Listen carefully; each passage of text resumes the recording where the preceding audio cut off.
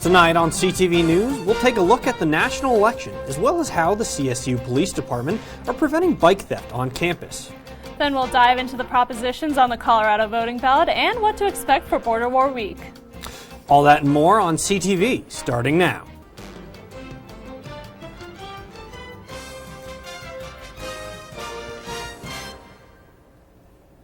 Good evening, Rams. I'm Ren Wadsworth. And I'm Kenneth Frederick. Happy Election Day, Rams.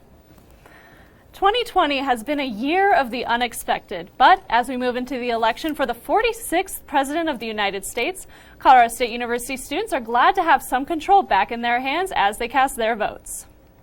Our current president has committed countless atrocious acts. I think it's extremely inappropriate that he's still in office. He was impeached. He doesn't behave appropriately as a president, and I think that reflects poorly on America. So. Yeah, I'm not a huge fan of Trump. I haven't enjoyed his time in presidency the last 4 years. I think, I don't think he's very respectful to a lot of people in this country. I'm not the biggest fan of Biden, but it's also he's not Trump. I think Biden and Trump are both more radical than I like to support, and I think just like I'm not really a big fan of either of their characters. Yeah, and I think it's time we break free from two-party shackles, because the founding fathers themselves warned us about it, and yet the presidents following them started making parties. They've been face-palming from the grave ever since. The results of this election are much anticipated, and as results are announced throughout the week, we'll keep you updated on our social media, as well as going more into depth on Thursday night's show. The United States voter turnout might be the highest since 1908. More than 99 million people casted their ballot as of Monday evening. We've already passed the 2016 voter turnout, which was 54.8%. On top of that, the voter turnout for young people is breaking records. According to presidential candidate Joe Biden, there's a huge turnout of young voters between the ages of 18 and 30, and women are the majority of that vote. Colorado State University students also spoke openly about their fears of possible riots depending on the outcome of the election. I've been pretty nervous about this day and this week for the past, few months. It's like, just seeing how things have been going for the past couple of months, with the Black Lives Matter incidents and Corona and wildfires and also their madness that we've been hit with lately. I was just really nervous about, rioting and more, craziness, people just screaming and hating each other. I think if Trump's elected, it's going to be much worse. I think every young person and, person against Trump is going to come out and, vocalize that. The direction I want America to head is not in the direction of rioting, and I think no matter who wins, I think the goal should be to bring down the intensity of politics in America so that there's more room of middle ground discussion. No matter the conclusion of the 2020 election, try to stay safe, CSU, and remember that Rams take care of Rams. United States District Judge Emmett Sullivan ordered the USPS to find all of the undelivered ballots by today at 3 this afternoon. However, the USPS refused to meet the deadline. Sullivan ordered the USPS to sweep its 12 postal facilities that serve 15 states for over 300,000 election ballots that could not be traced. The USPS denied Sullivan's order because they would rather stick to their own schedule. Even though polls have closed for the night, students spoke about why they thought this election was so important to participate in. This is probably the biggest year in America's history for quite a while, where I think there's a lot on the line. We're in the middle of a pandemic, and I think it's a really good chance to get how you feel out there and then make an actual influence in the country. And I think we just need change, and because these last 4 years we have been so divided as a country, and what we prioritize, the economy versus human life and human emotions and whether they feel welcomed in this country. So I'm hoping that this is a big mark for our country. Especially people my age, we couldn't vote last year, and that impacted us for 20% of our life. And so now it's like we have this opportunity to better ourselves, better our community, help out so many people. And so it's like, why would you not? Now, students proved this was true due to the high voter turnout at both CSU and in Colorado. What was once known as Election Day may soon be understood as Election Week. With record high numbers of mail-in ballots due to COVID-19, both the process of counting and making predictions are on a much more timely manner than they have been in the past. The first polls close at 6 tonight in Kentucky, whereas both Alaska and Hawaii close nearly at midnight. No state is required to report final results on election night, so don't expect to have final results by the end of the evening. Well, that's all we have for national election coverage. But don't go anywhere because we'll be back after weather with local election news. Do trees tell each other stories? I'm sorry. I'm afraid I don't know that. Hey, why don't we go find out? Listen. Can birds draw pictures? I don't have an answer for that. Dad, do stars visit their friends? Look!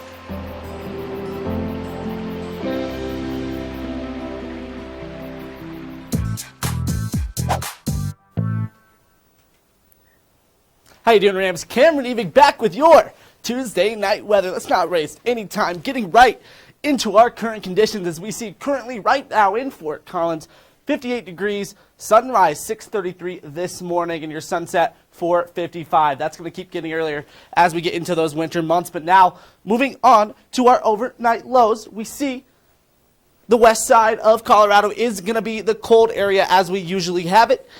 29 in Craig, 36 in Vail. Gunnison going to be down at 24 as well. Looking at Telluride at 27. Going to the other side now, Sterling at 40, Limon at 49, Burlington about 45 degrees. Look at Lamar at 37, and then your middle on the I-25 corridor, 46, 49, 50, and 45. Now, moving on to our tomorrow's highs throughout all of Colorado, excuse me. You see at the bottom, Alamosa at 66, Telluride cold as ever, as it usually is, at 54.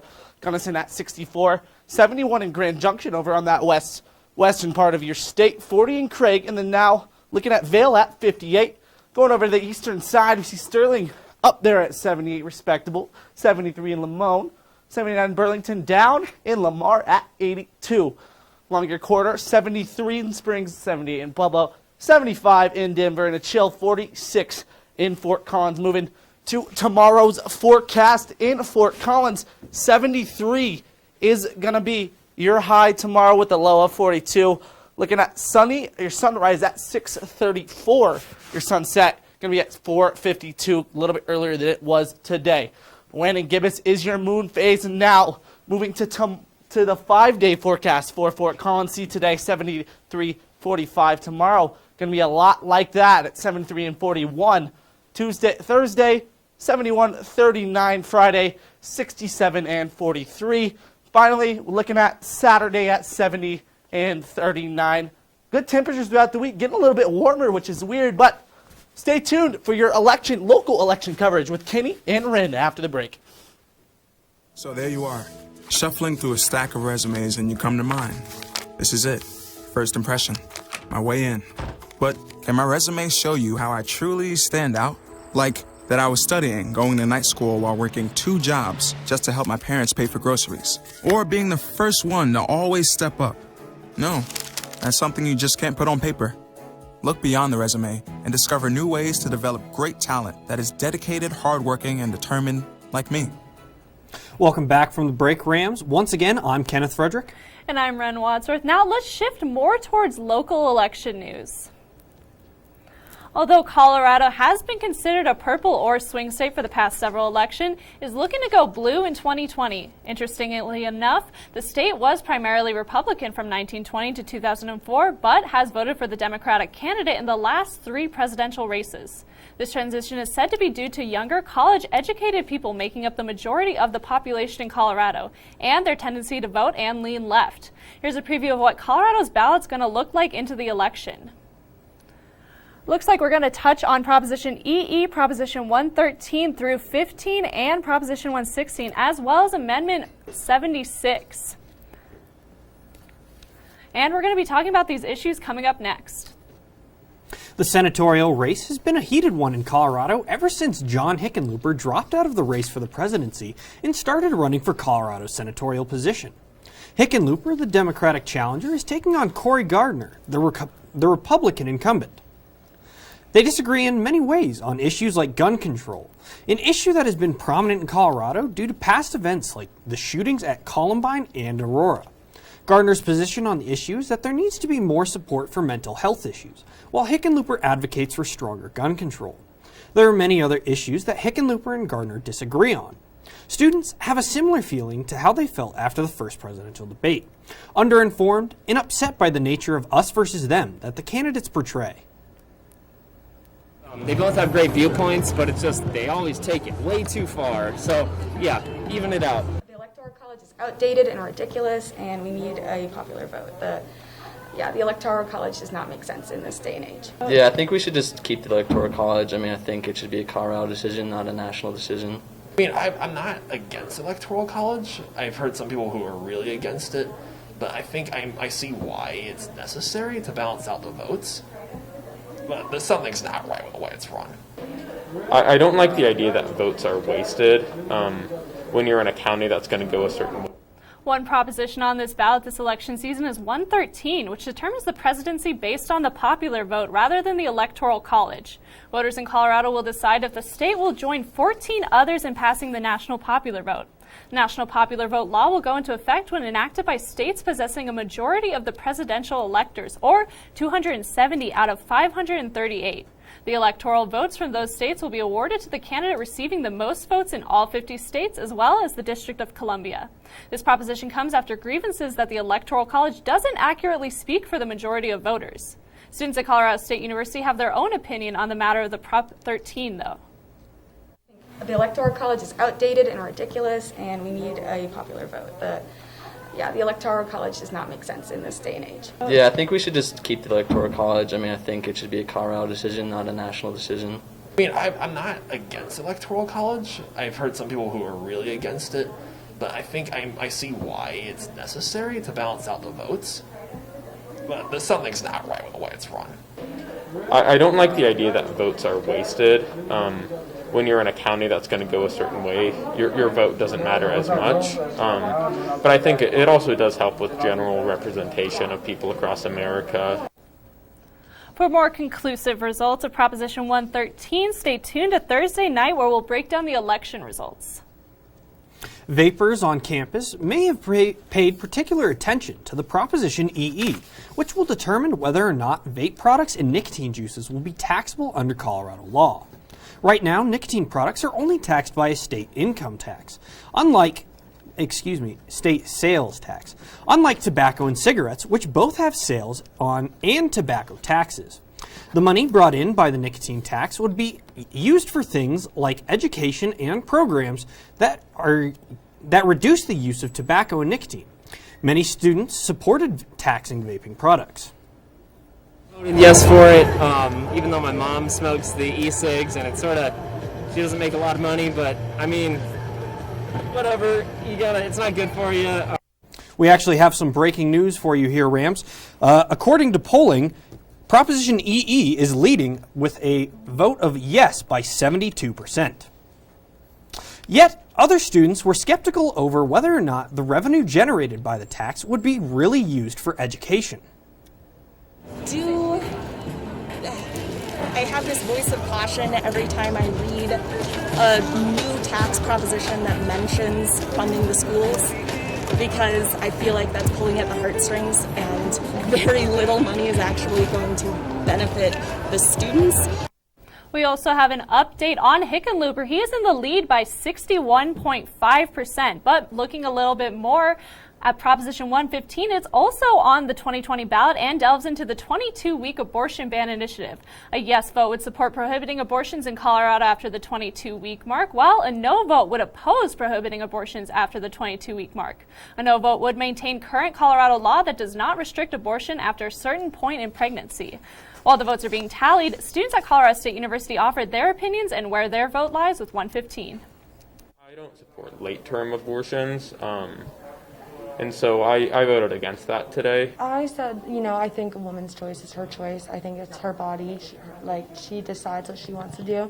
But I think late-term abortions shouldn't be controversial, just because at 22 weeks, I think a baby can feel pain. I find it very offensive that people want to control women's bodies. I find it very invasive and inappropriate, and I don't think it should be on the... Now, Colorado polls currently speculate that 115 is in the lead with a no vote with 66%. But for final results, you can tune in on Thursday night as election results for Proposition 115 and other issues on the ballot are broken down. One issue on the ballot this year includes the reintroduction of gray wolves into Colorado. Gray wolves were pushed out of Colorado centuries ago by hunters and trappers. But Coloradoans are voting to see if the wolves will be reintroduced into the ecosystem west of the Continental Divide. Many people think that wolves would be good for the ecosystem. I personally think it's not a terrible thing, just because it kind of restores some of that natural ecosystem that was here, but it's definitely going to be a concern to hikers and stuff like that. The argument against Proposition 114 comes from ranchers who are worried that large carnivores would be a threat to their livestock.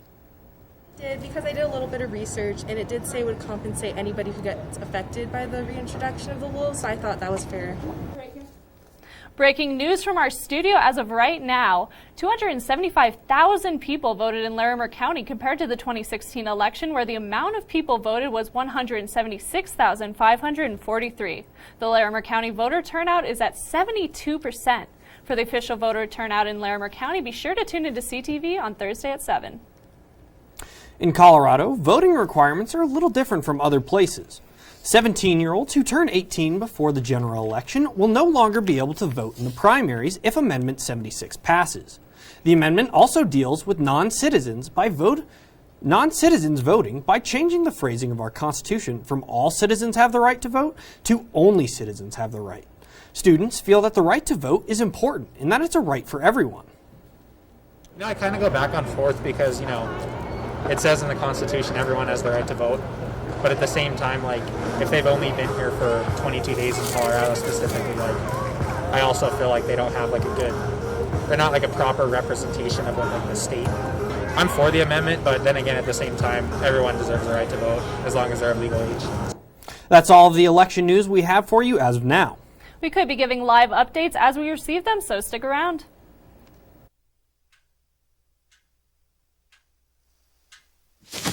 Awkward. Do I look familiar? I should. You might remember me from here. Here.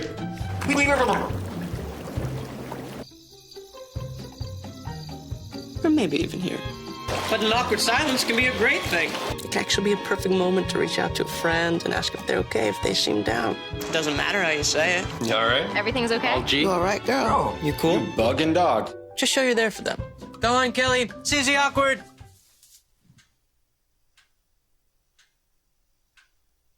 Hey, you haven't really been yourself lately.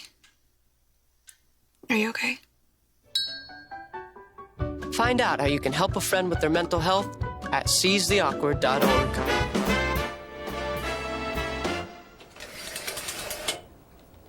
How's it going, Rams? My name is Tom Isaacson, and I'm kicking off the week to give you all the spice in entertainment news. So let's get started. We've all seen the tireless bikes laying around campus that have been the victim of bike theft. Because Fort Collins is such a bike-friendly community, seeing these sparse bicycles is not uncommon. CSU is implementing bait bikes in order to track down bike thieves. The CSU PD attaches GPS trackers to certain bikes, locks them up to racks, then tracks the bikes as they get stolen. This tracking system has led to a few felony arrests, as well as the recovery of bikes belonging to students, faculty, and staff. Now we can get back to seeing our favorite professors riding along without a care in the world. Along with pedaling professors, the Oval is one of CSU's most iconic landmarks, and cans around the Oval is just as fundamental to our university. This fundraiser ended about 2 weeks ago, and the money and canned food donations that were collected surpassed expectations and provided support for the CSU Food Pantry and the Larimer County Food Bank. The Fort Collins community raised a record of over $72,000, which translates into over 142,000 meals for those in need. Not even a pandemic can stop the charity of Fort Collins. Now, Spirit Crossing Clubhouse is presenting their Spirit of Wellness 2020 event, which is offering holistic approaches to improving one's health. I sat down with the organization's leader to learn more. Crossing Clubhouse is holding their 2020 Spirit of Wellness event. This event helps to educate people on how to stay well in more ways than one. This is our first year for Spirit of Wellness. That's why we're calling it Spirit of Wellness 2020. We have had in the past in-person events. We've had a chili cook-off that had about an 8-year run. The idea of Spirit of Wellness 2020 is to expand on the in-person experiences they had before. There were a variety of classes offered, including courses on how to garden during the harsh Colorado winter, how to make vegan chili, and many more. Tomorrow we have a creative writing class. That intellectual wellness and just finding creative outlets that you can still do at home. The event is aimed at raising funds for the clubhouse so they can continue to help people in need. Historically, our funds are raised to support our clubhouse members in program development efforts. And so that may mean that we would sponsor clubhouse members to attend conferences and training programs around the clubhouse model. The Spirit Crossing Clubhouse provides assistance in more ways than just their wellness events, offering support for substance abuse, group therapies, and more. For me, I think just community collaboration and engaging our clubhouse members in this activity. The program is really based upon the members being involved in all aspects of the clubhouse. I thought it was really interesting to see all the different ways in which people are taking care of themselves during the hard times. For the past 2 days, the University of Colorado Center has been hosting a mini symposium called Cancer and Aging, partnering with regional aging centers such as the Columbine Health System Center for Healthy Aging at CSU. Believe it or not, aging is something that affects every person. So this symposium covered topics such as basic understanding of how aging impacts cells, how cancer forms and progresses, and how people deal with cancer. There was also an opportunity to apply for grants, which would help research surrounding cancer and aging. One little known fact is that the leading cause of disease-related death in household pets is cancer. But fortunately, for those who love their animal friends, there is a ray of hope. The Petco Foundation and Blue Buffalo gave CSU Flint Animal Cancer Center a $75,000 grant to help treat pets that have cancer. Although this disease is very common, many pet parents do not have the financial means to help out their furry friends if they get sick. This grant is intended to help those people fund treatment so their pets can continue to live happy and healthy lives. Well, Rams, that's all the time I have for you tonight. Stick around after the break to get your sports update with Hunter Fillmore.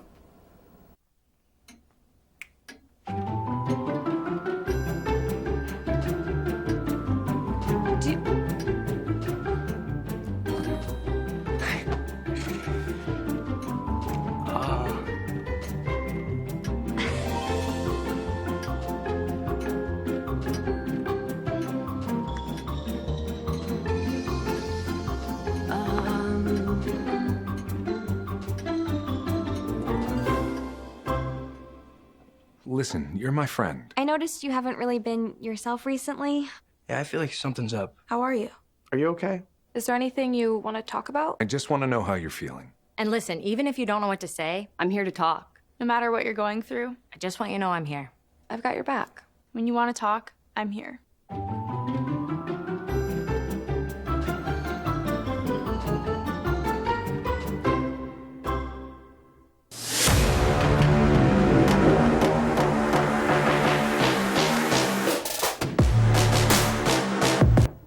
How's it going, Rams? Welcome back from the break into another week of Hunter's Hotspot. This week, we'll be shifting the focus from last week's swimming content back to football to preview CSU's annual Border War matchup with Wyoming on Thursday and take a look at the buzz surrounding the potential 16-team playoff format in the NFL.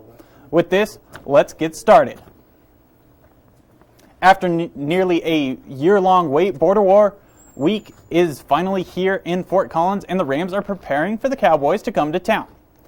Past this heated rivalry for the Bronze Boot, there is one burning question that Ram fans have entering the rivalry game on Thursday. Who is going to start at quarterback for CSU? In last week's contest against Fresno State, both Todd Centeio and Patrick O'Brien split snaps at signal caller, with Centeio starting and Patrick O'Brien coming off the in relief once the game was well out of reach. Though the Rams were stumped by the Bulldogs, both quarterbacks had some bright sides to their play. Centeio, a much more mobile quarterback, led the team in rushing yards with 89 yards, averaging nearly 7.5 yards per carry. In the passing game, however, Centeio struggled, completing only 10 of his 23 attempts for 114 yards. On the other hand, O'Brien came into the game midway through the fourth quarter and completed 7 of 10 passing attempts for 82 yards and a touchdown. As a result of these struggles at quarterback, the Rams were dominated by Fresno State with a final score of 38-17.